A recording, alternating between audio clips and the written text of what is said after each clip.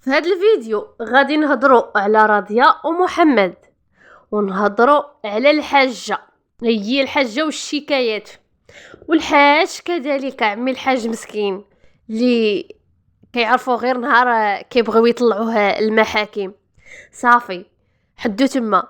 اما شي حاجه اخرى مسكين ما كيحضر لا للطهارات لا للسوابع لا العراسات لا الختانات لا الموت لا الفرح، كيحضر مسكين غير في وقت الجلسات، وقت اللي كيبغي يطلعوا المحاكم راه كيمشي ليه نيشان، كيقصدو نيشان، يعني كل شي باين وكل شي واضح.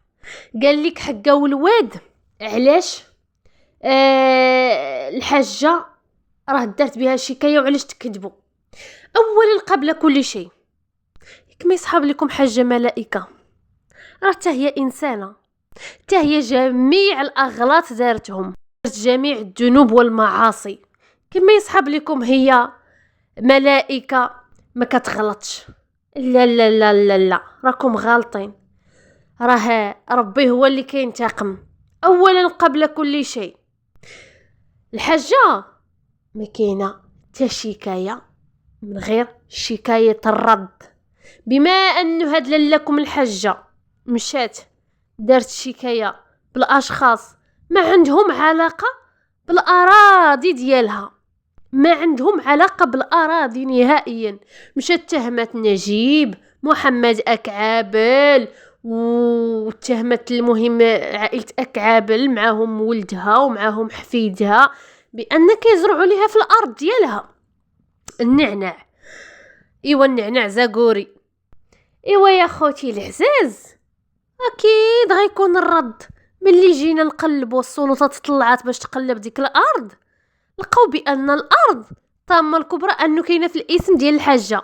اييه كاينه في الاسم ديال الحاجه. الله يهديك الحاجه، واش هدرتي ولا مالكي؟ هاد الارض راه ارضك. واش ارضي؟ اييه الحاجه ارضك وفيها النعناع زاكوري.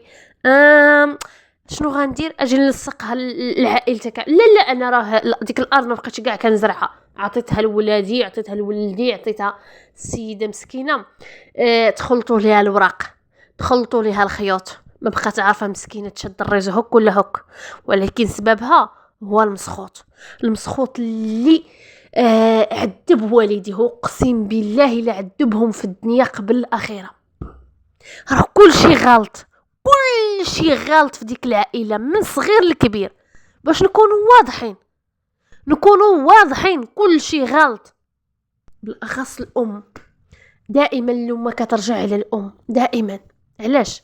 حيت الام كتشد العصا من الوسط، الام كتشد ولادها في الوسط، كتجمع ولادها، ما كتشتتش من ولادها، ما كتمشيش مع واحد الجهه وكتخلي الجهه الاخرى، لا، حيت كتخلق العداوه بيناتهم، كتخلق الفتنه بين ولادها. راه الكره اخوتي العزاز، الكره.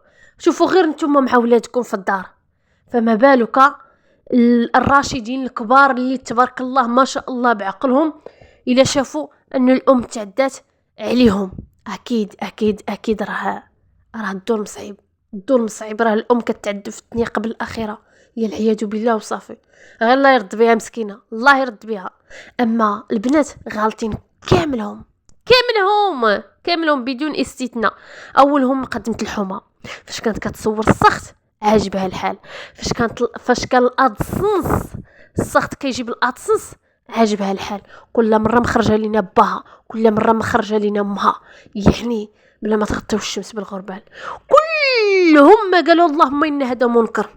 وتقول واش فيهم شي واحد عقل عنده العقل يدخل بيناتهم يقولوا لا، اش هادشي كديروا؟ نعنوا الشيطان، علاش غنجيبوا الزروالي؟ اش كيجينا؟ علاش غندخلوا بيناتنا؟ نعنوا الشيطان، علاش شهود الزور غيكونوا؟ ما يمكنش. الاب ديال فرطيتو غيقول لهم لا لا، هاد الشهيد راه من عائله مراتي، علاش غادي نجيبوه ونوافقوا على هاد الشيء؟ لا، حتى واحد ما تكلم، حتى واحد ما هضر، كلشي عجبو الحال. ولكن ذنوب راضيه ولادها، ذنوب الافراغ خرجوا فيهم، شتتوهم، اقسم بالله الا شتتوا ليهم الشمل. وهذا الشيء كيعجبنا حنا. علاش؟ حيت بكينا، ما نكذبوش على الله، تاثرنا، بكينا، مرضنا، اقسم بالله الا بكينا الدم فاش شفنا راضيه كرشها لفمها وكتجمع حوايجها.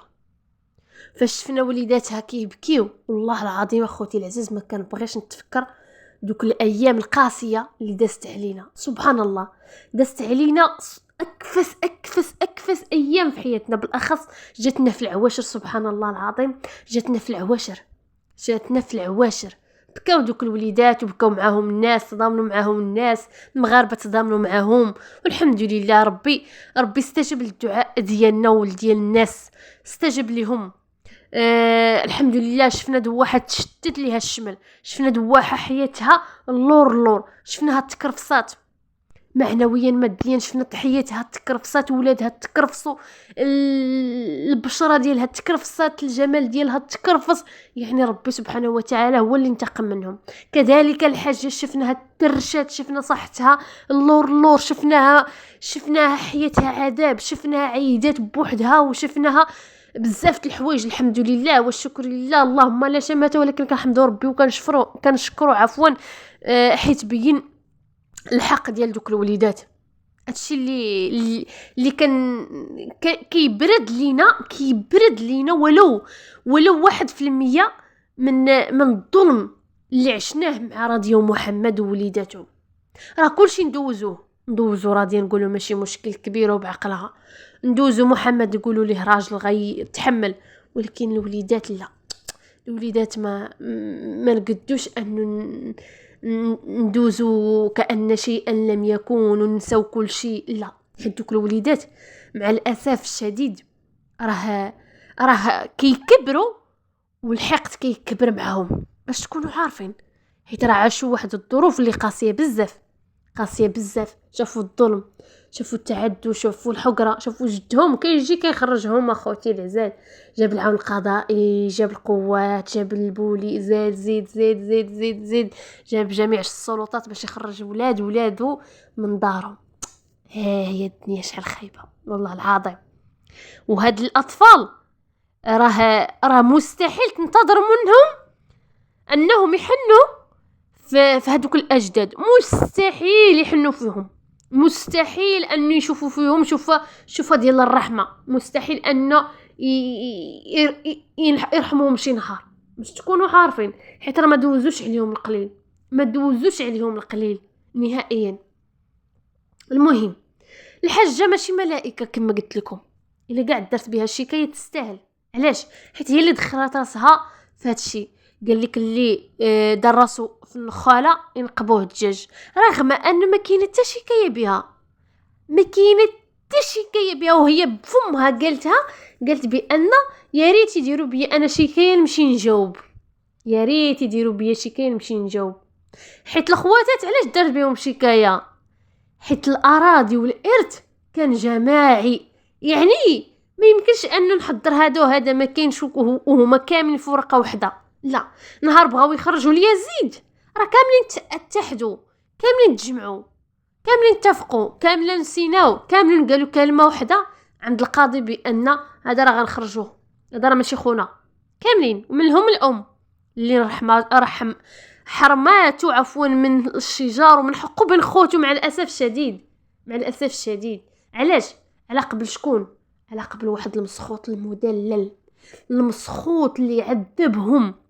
راه العواشر وما مشاش عنده، راه العيد هو الوالدين، العيد هي اللمات الوالدين، العيد هي طبلة الصباح مع الميمه مع الاب ديالي. كيفاش انا ميمتي حدايا بيني وبينها قبر، بيني وبينها تشبر، بيني وبينها درب، بيني وبينها طيارات الهلي يقلب الدنيا كاع، وما نمشيش نجري نعيد معاها. ما يمكنش، مستحيل. كاينين الناس مساكن قصات عليهم الظروف وفي المصاريف، ولكن تكلفوا وتسلفوا ومشاو باش يزوروا الوالدين. اما مقدمه الحومه بينها وبينها غير شبر. كاينين الناس اللي في الجاليه مساكن الله يحسن لهم في العون، اللي يكون لهم في العون، ما قدروش انهم يسافروا على قبل القرايه، على قبل وليداتهم، ولكن الشوق الميمه ديالهم الحنينه راه كياكلهم كل نهار. ومقدمه الحومه الا انا ما جريتش راجلي قول ليه زيد لقدامي نذبح هو الاول لامي، انا ما يمكنش نذبح ديال امي باقي ما عرفتهاش واش ذبحات ولا صلخات واش كلات ولا ما كلاتش. زيد قدامي ذبح لامي، ذبح لامي، سبق ديال امي، سلخ ديال امي، نغسل ديال امي، عاد نرجع لداري. اقسم بالله الا انا الاب ديالي الله يطول ليه في العمر الا كيخلي ديالنا هي الاخرى باقا عاقله، كان عقل كيمشي يسبق مو خوه الكبير وخوه الاخر كيذبح لهم كاملين، وحنا عاد كيجي يذبح لينا ملي كتوقف الوحده ولا الجوج يلا حنا بدينا كيف الذبيح. علاش كيسبق الاخ الكبير، كيسبق ميمتو كيسبقها. اقسم بالله الا كيسبقها ويذبحها ويسلخها ويحط عليها كيقول لك بان هذيك ديالها دير بها اللي بغات وكنحيدوا ليها من ديالنا كنعطيوها حقها. كيقول لك ملي كنقول ليه ديك الساعه راه هي عندها ديالها راه ذبحات، كيقول لي وذبح ولا ما ذبحش ديالها دير ليها اللي بغات، واخا قال لك تخرجها للكلاب ياكلوها. المهم هذا حقها من الذبيحه ديالي، من العيد ديالي. صافي يعني راه الوالدين شي حاجه عظيمه عند الله سبحانه وتعالى. ولكن باش نشوفوا واحد المنكر كنشوفوا عباد الله واحد الحاجه اللي ما تصرطتش لينا كنشوفوا المسخوط كتبات ليه كلشي نقولوا لي يزيد مسخوط، هي خرجت قالت لنا بان هذاك مسخوط المتابعين ما عيطش معايا ما فعل. اقسم بالله يا خوتي العزاز الا استفسرت وسولت الا قالوا لي يزيد 60 عام ودائما هي الاولى كيسبقها في الذبيحه وهي الاولى في كل شيء، وما كيذبح حتى يذبح ليها، وما كيفطر حتى يفطر معها، وما كيخرج للجامع حتى كيسلم معاهم، اللي كيرجع للجامع كيجي عندها. هيا اخوتي العزاز والله العظيم اللي سولت، ولكن مع الاسف ضيعات الذهب من يديها، ضيعت السند، ضيعت الكتف اللي كتسند عليه، الفرحه ديالها الاولى، الباب على الباب. الله يا الحاجه قال لك الجار القريب حسن من الحبيب البعيد ولا حسن من خوك البعيد، والله ما عرفتش من الميت اللي كنقولوا. الله يا الحاجه الله شدرتي في حياتك، الله يا الحاجه الله شدرتي في حياتك حتى ربي جزاك انك تخرجي تخسختي على ولدك وهو ماشي مسخوط. الله يا الحاج الله كتعذبي بوحدك في السطح، رانا عارفك ما مرتاحش، عارفك الضمير ديالك كيأنمك، عارفك ان الضمير ديالك ما مخليكش ترتاحي نهائيا، هو اللي كياكل كل نهار كتعذبي كدوبي بحال الشمعه. الله يجمع شملكم، الله يدير لكم اللي فيها الخير. هادشي اللي كنطلب الله سبحانه وتعالى انه يرجع المياه لمجاريها باش تحل قلوب بعضياتكم، باش تداركي الغلط ديالك وتصلحي الامور قبل فوت الاوان. الله يرد بكم والله يرطب القلب ديال عمي اليزيد باش يشوف من جهتك. الله يا ربي تنزل عليه الرحمه في قلبه باش يشوف ميمته كيف ما كان حكا تبقى ميمته هي اللي ولدته.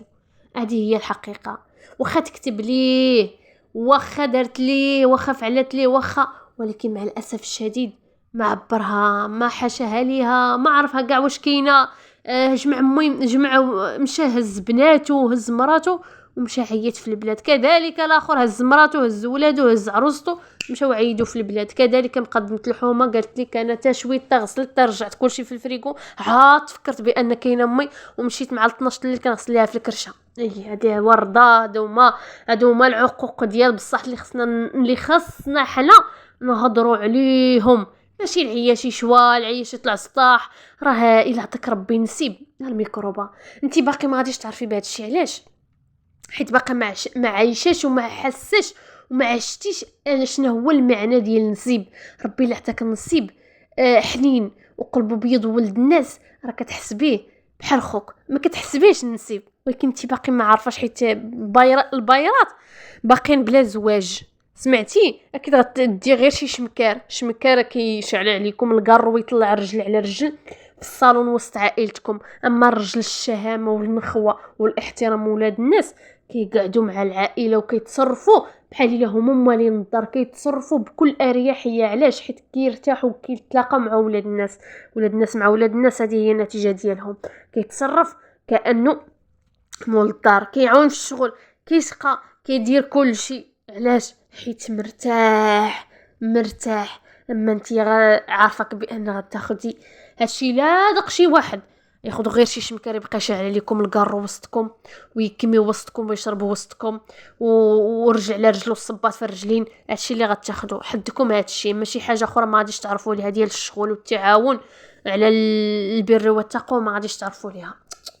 المهم العقوق هما هادو، والشكايه كما قلت لكم حاجه ما داير بها حتى واحد شكايه. والحاج الكرموسي هو اللي داير براسو الشكايات، هو اللي دخل راسو، هو مشى دعا المشكله، دعا وباع. ها هنا هو المنطق. علاش انت داعيني والارض ماشي ديالك؟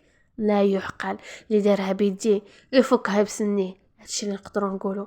احبكم في الله والسلام عليكم.